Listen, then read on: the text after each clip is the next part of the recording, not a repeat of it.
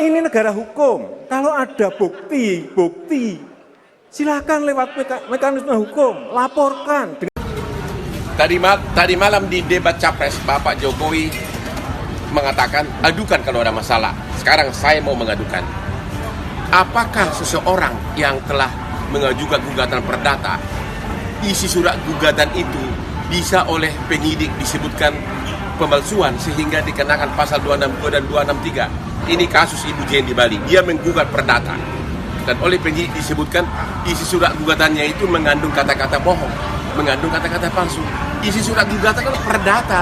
Dia tidak menciptakan, dia tidak memalsukan apapun. Cuma argumentasi di dalam gugatan perdata kan bebas. Dan hakim perdata yang menentukan kenapa Pak Kajati Bali membuatnya jadi P21. Kasus Ibu Jenny, salam dari Warkop Taman Jogging, Kelapa Gading Permai. Ini dia bosnya. Thank you.